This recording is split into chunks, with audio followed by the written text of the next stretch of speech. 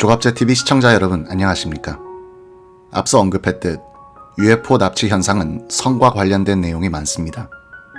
외계인으로부터 정자나 난자를 채취당하고 이들이 인공수정을 하는 것 같다는 내용입니다.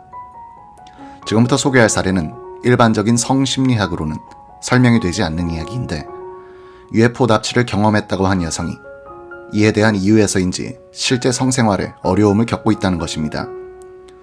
또 하나의 특이함은 UFO 납치 현상의 대물림 가능성입니다. 하버드 의대 정신과 과장인 존 맥이 제리라는 여성과 처음 전화통화를 한 것은 1992년 6월이었습니다.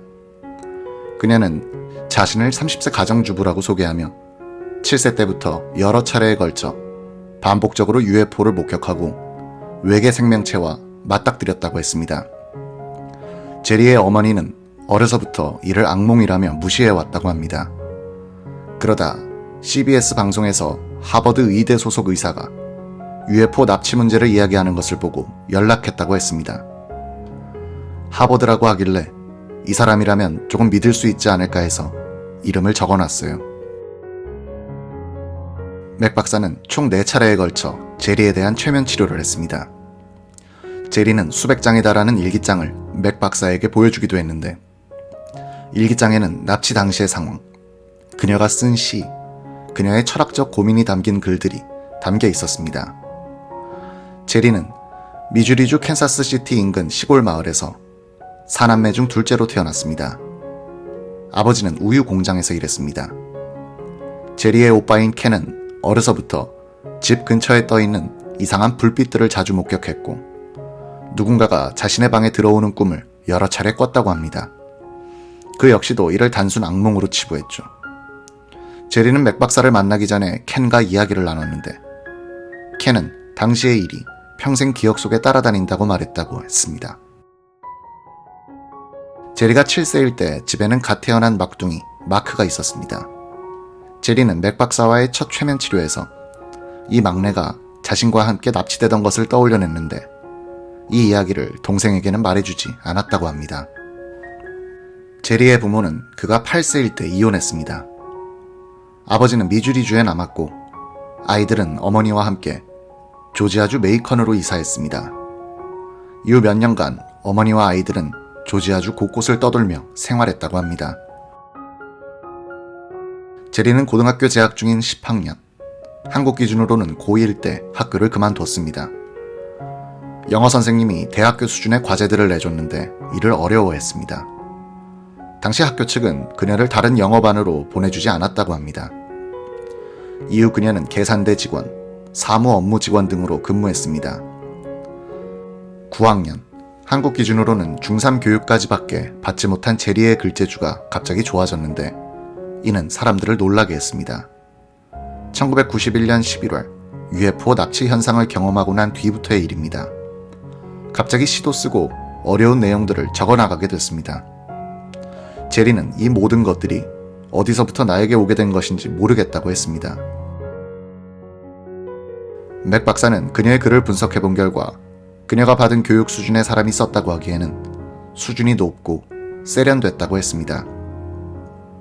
제리는 19세 때 브래드라는 남성과 처음 결혼했고 둘 사이에는 셀리라는 여자아이가 있었습니다. 제리는 브래드를 사랑한 적이 없었다고 말했고 둘은 몇 년 안 돼 이혼했다고 합니다. 제리에 따르면 브래드는 아이들과의 유사 성행위를 하는 것에 빠져 있었습니다. 제리는 자신이 성관계에 대해 갖고 있던 부정적 시각이 남편을 그렇게 만든 것이 아닌가 생각했다고 했습니다. 이혼 3년 뒤인 1989년 제리는 밥이라는 남성과 재혼했습니다. 제리는 밥을 사랑했으나 UFO 납치 경험 때문에서인지 성관계를 두려워했습니다. 성관계를 할 때마다 강간을 당하는 것 같다는 생각을 했습니다. 성관계에 대한 제리의 공포는 더욱 커져갔고 누군가가 몸을 만지는 것조차도 두려워했습니다. 첫 남편인 브래드는 제리가 UFO에 납치당한 악몽 때문에서인지 성관계에 대한 두려움을 갖고 있다는 말을 하면 이를 이상한 소리 취급했습니다. 그래도 밥은 이야기를 경청해주고 같이 풀어보자는 입장이었다고 합니다. 밥의 부모 등 가족들은 두 사람의 결혼 관계가 개선되도록 하기 위해 처음에는 둘을 지지하는 모습을 보였습니다. 그러다 UFO 납치와 같은 이야기가 나오자 자연스레 사이가 멀어졌다고 합니다. 제리에게는 총 3명의 자녀가 있었는데 이들 모두 UFO 납치 현상을 겪은 것처럼 보였습니다. 1981년에 태어난 셀리가 6세쯤 됐을 때 반복적으로 악몽을 꾸기 시작했다고 했습니다. 만지지마, 나를 내버려둬 라며 소리를 치곤 했다고 합니다. 10세쯤 됐을 때는 이유 없이 코피가 자주 나곤 했습니다. 제리는 UFO가 어떤 가족 하나를 정해 집중적으로 접촉하는 것 아닌가라고 생각했다고 했습니다. 제리의 아들 매튜는 1983년에 태어났습니다. 그는 외계인 인형만 보면 울었고 TV에 UFO 같은 게 나오면 공포에 질려 TV를 꺼달라고 소리쳤습니다. 꿈에서 UFO를 봤다고도 했고 눈이 달린 생명체를 봤다고 했습니다. 제리의 막내 아들의 이름은 콜린입니다. 콜린은 1993년 2월 당시 3살이었습니다. 제리는 콜린이 겪었던 일들을 일기장에 자세히 적어놨고 아동 정신과 상담의가 콜린을 만난 후 기록해놓은 자료도 있습니다. 콜린은 태어난 지 2년 반 정도 지난 1992년 8월 14일 UFO 납치 현상을 경험한 것 같은 행동을 했습니다. 제리는 콜린이 밤에 자다가 일어나 울기 시작해 그의 방으로 가봤는데 그는 침대에 앉아 있었습니다. 잠에서 깬 모습이었습니다. 콜린은 어머니에게 주스를 갖다 달라고 했고 제리는 밖으로 나와 주스를 갖다 줬습니다. 콜린은 제리에게 창문 밖에 있는 불빛들을 이야기하며 눈이 달린 부엉이들에 대한 이야기를 했다고 합니다. 콜린은 제리에게 저 눈들을 봐봐요 라고 했습니다. 제리는 콜린을 데리고 남편 밥이 자고 있는 곳에 가 콜린이 하는 이야기를 전해줬습니다. 밥은 화를 내기 시작하며 악몽을 꾼 것뿐이라고 했습니다. 콜린은 한번 잠에 들면 깊이 자는 성격이었다고 했습니다. 혼자 방에서 자기 시작하고 난 뒤로부터는 한 번도 부모에게 같이 자자고 한 적이 없었는데 이날 밤 그는 혼자 방을 쓴 뒤로는 처음으로 부모와 함께 잤다고 합니다. 이런 행동이 며칠간 계속됐습니다.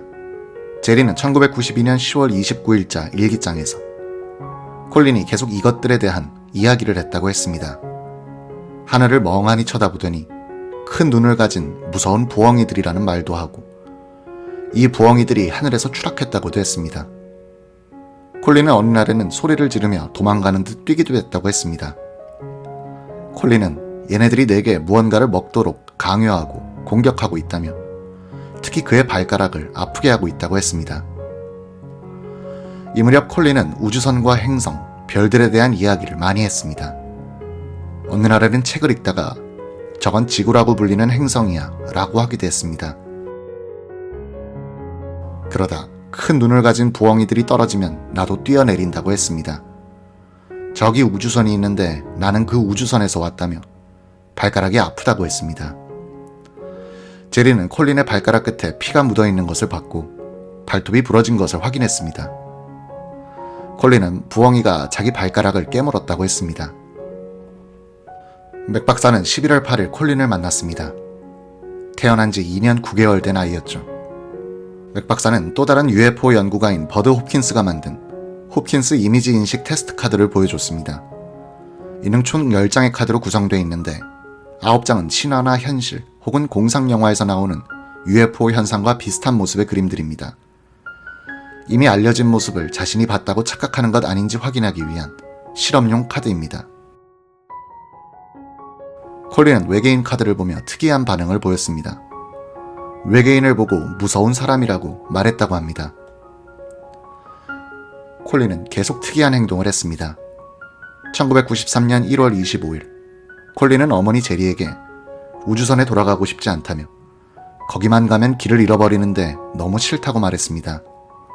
그는 나는 거기에서 태어났고 별들에서 떨어져 내려왔다며 나는 우주선에서 태어났고 우주선 안은 어두웠다고 말했습니다. 이어 왕이 보인다. 그는 신이다. 라고 했습니다. 제리는 콜린이 사용하는 표현들이 3살도 안 된 아기가 사용하기에는 너무 복잡한 것이라고 생각했다고 합니다.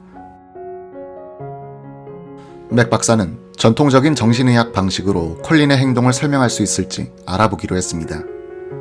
그는 UFO 현상에는 큰 관심이 없는 동료 정신과 의사에게 콜린을 한번 만나줄 것을 부탁했습니다. 1993년 2월, C 박사는 콜린과 그의 부모를 만났고 3월 맥 박사에게 정신감정서를 보내왔습니다. C 박사는 콜린의 행동이 제대로 이해되진 않지만 가족 간에 우리가 알지 못하는 일들이 일어난 것이 아닌가 하는 의문이 있다고 했습니다. 콜린과 같이 방을 썼던 형이 성적으로 괴롭히는 행동을 한 적이 과거 있었다는 것입니다. C 박사는 콜린이 계속 상담을 원하면 상담을 할 수는 있겠지만 지금 시점에서 추가적으로 필요한 조치는 없다는 결론을 내렸습니다. 제리는 여전히 UFO 납치 현상에 따른 것이라고 생각했고 남편 밥은 C 박사가 추정한 집안에서 발생한 일에 따른 충격이라고 봤습니다. 다시 제리의 이야기로 넘어가 보도록 하겠습니다. 제리 기억 속에 있는 첫 번째 UFO 납치 경험은 7세 때 일어난 일입니다. 뭔가 이상하게 밝은 불빛과 우주선을 봤고 누군가 자신의 침대 옆에 있었다는 것입니다. 이 사례는 맥 박사와의 첫 번째 최면 치료 과정에서 자세하게 다뤄지게 됩니다. 두 번째 경험은 그녀가 13세 때 발생했습니다. 겁에 질려 잠에서 깼는데 하복부와 성기 부분이 얼얼했다고 합니다. 성관계라는 게 이렇게 하는 건가 라는 생각이 들었고 상대는 인간은 확실히 아니었다고 말했습니다. 이 무렵 제리는 2살 연상의 남자친구와 만나고 있었습니다. 제리는 무슨 이유에서인지 성관계라는 것 자체를 두려워했습니다. 남자친구에게 이런 사실을 알려줬고 키스 이상의 선은 넘지 말자는 약속을 했습니다. 어느 날 이 둘은 제리의 방에서 놀고 있었습니다. 부모는 잠든 상황이었습니다. 제리는 자신이 갖고 있는 성에 대한 공포를 떨쳐버리고 싶었고 이날 경험을 통해 두려움을 극복해야겠다는 마음이 생겼다고 했습니다. 남자친구에게 다리 사이를 만지는 것을 허락해줬다고 했습니다. 남자친구가 몸을 만지기 시작하니 갑자기 몸이 굳더니 땀을 흘리고 심장박동이 빨라졌다고 합니다. 공포에 질려 온몸이 잿빛으로 변해버렸다고 합니다. 남자친구도 놀라고 옆방에서 자던 부모도 놀라 깼다고 합니다. 제리는 그녀가 겪은 UFO 납치 현상 경험 중 가장 고통스러운 경험을 1990년에 하게 됩니다. 제리는 당시 상황을 일부 기억하는데 여전히 너무 고통스럽고 두려워해서 최면 치료에서는 이를 다루지 못했습니다. 이때 제리는 남편 밥과 매사추세츠주 플리머스 지역에 집을 구해 살고 있었습니다. 처음 기억나는 장면은 둥근 방 안에 끌려가게 된 것입니다. 반짝 빛나는 금속 모양의 기기들이 많이 보였는데 그녀는 이때 차고 있던 목걸이를 땅에 떨어뜨렸다고 합니다. 텔레파시로 이들 생명체들의 지도자로 보이는 사람에게 말을 걸고 목걸이를 떨어뜨렸다고 말했다고 했습니다. 이 지도자는 다른 작은 물체들에게 이를 주우라는 신호를 보냈다고 합니다. 제리는 이 물체를 곧바로 돌려받지는 못했다고 했습니다. 이들 물체들은 목걸이가 오염됐다며 플라스틱 봉지에 이를 집어넣었다고 합니다. 이 지도자는 머지않아 이를 돌려주겠다고 했다고 합니다.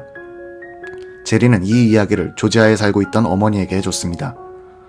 어머니는 얼마 후 조지아 집에 있는 한 박스에서 제리가 설명한 목걸이를 찾았다고 합니다. 이 지도자라는 사람은 제리에게 처방이 어떻게 잘 돼가고 있느냐고 물었다고 했습니다. 무슨 말인지 모르던 제리는 그냥 괜찮다라고 했습니다. 그러자 갑자기 이들이 목 뒤쪽에다가 무언가를 하기 시작했습니다. 제리는 출산할 때보다 더 아팠다고 했습니다. 다리와 얼굴에 경련이 나고 몸을 움직일 수가 없게 됐습니다. 그 다음 기억은 다시 침대로 돌아와 있던 것이라고 했습니다. 1991년 어느 날에는 과거 본 생명체보다 더 사람같이 생긴 금색 생명체에 의해 끌려갔다고 합니다. 큰 건물 위에서 이들이 제리에게 미사일과 다른 무기들을 보여줬다고 했습니다. 삼각형 모양의 기계가 하나 있었는데 원형으로 바뀌더니 돌기 시작했다고 했습니다. 제리는 이 기계가 비행하는 데 쓰이는 것 같다고 봤습니다. 맥 박사와의 첫 번째 최면 치료는 1992년 8월 11일에 진행됐습니다. 맥 박사와 제리는 이에 앞서 몇 달간 서로 자료를 공유하며 대화를 나눌 주제들을 미리 정리해 나갔습니다. 이들의 대화는 딱 UFO 납치에 국한된 것만은 아니었습니다. 제리는 첫 최면 치료 몇 달 전에는 맥 박사에게 연락해 새로 다닐 교회를 알아보고 있다고 했습니다. 가톨릭 성당을 다녔는데 일반 기독교 교회로 옮길 생각이라고 했습니다. UFO 납치와 같은 사례에 조금 더 열려 있을 것이라는 판단 때문이었습니다. 옮긴 교회에서도 외계인과 같은 주장은 악마를 숭배하는 것으로 치부했습니다. 제리는 이들의 생각이 틀렸다는 판단에 꼭 그렇지만은 않다고 다른 신자들에게 말했다고 합니다. 그는 외계인이라는 것은 또 다른 지능을 가진 생명체이고 또 다른 현실이다라며 꼭 좋다 나쁘다로 판단할 수 없는 문제라고 생각한다고 말했습니다. 이 교회 신자들은 이 이야기를 교회 지도부에 가서 알렸고 교회 관계자는 제리에게 절대 다시는 그렇게 하지 마세요라고 했다고 합니다. 이런 대화를 나눈 뒤 맥 박사와 제리는 제리가 우선 가장 관심 있어하는 그녀가 7세 때 경험한 이야기를 첫 번째 최면 치료에서 다루기로 했습니다. 집안 곳곳의 모습, 가구가 배치된 모습, 주변 지형 등을 사전에 미리 구체적으로 파악해뒀습니다. 제리는 최면 치료 과정에서 어떤 기억을 떠올려냈을까요? 계속해 소개해드리도록 하겠습니다. 시청해주셔서 감사합니다.